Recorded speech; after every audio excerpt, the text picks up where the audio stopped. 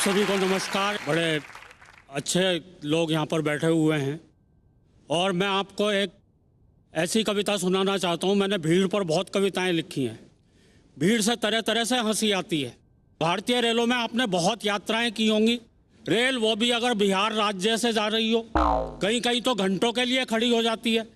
कविता शुरू करता हूँ कि एक दिन हम भारी भीड़ भरी भारतीय रेल में चढ़े क्या चढ़ाए गए, कई कंधों पर धरकर भीतर सरकाए गए।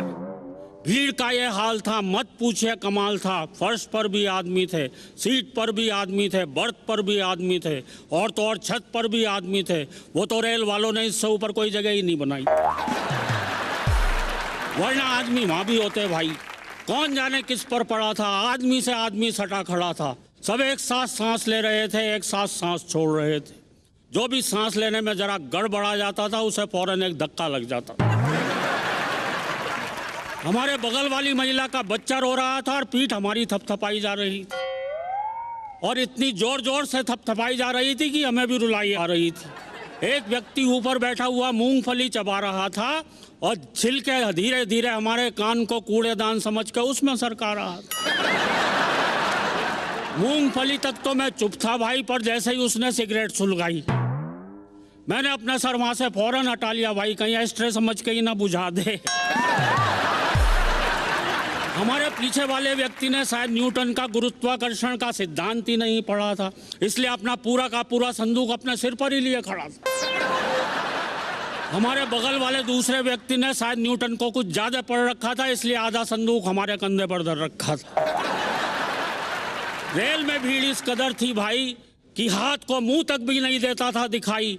मुझे तो तब बड़ी हंसी आई जब एक व्यक्ति ने अपनी बीड़ी मेरे मुंह में लगाई।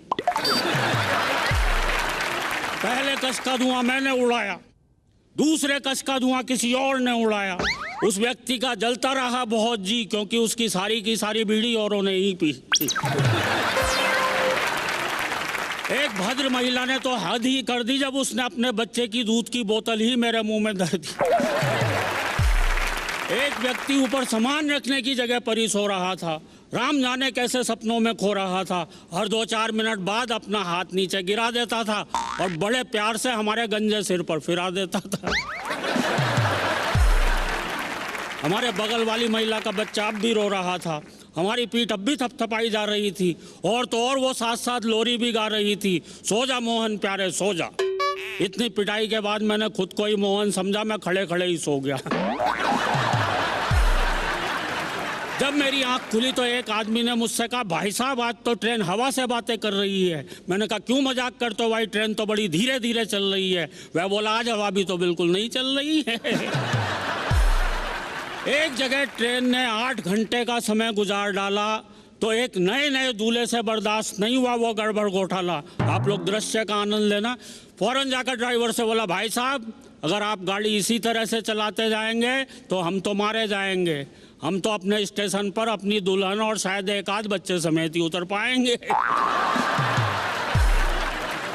एक व्यक्ति बोला, भाई साहब मेरे मामा के फूफा जी ने मुझे कल ही एक कंपनी में नौकरी दिलवाई है, वो परसों मुझे आगरे में ज्वाइन करवाएंगे। दूल्हा बीच में ही चिढ़कर बोला, वहां तो आप रिटायरमेंट के टाइम ही पहुंच पाएंगे।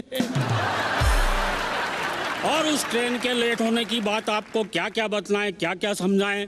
हम ऐसी ही एक ट्रेन से उतरकर सीधे बिग मैजिक के इस कार्यक्रम में आए हुए हैं, और आप विश्वास मानिए हम इनके पिछले साल वाले कार्यक्रम के बुलवाए हुए हैं। कविता समाप्त हो गई, तालियां बजा दीजिए। बहुत बहुत धन्यवाद।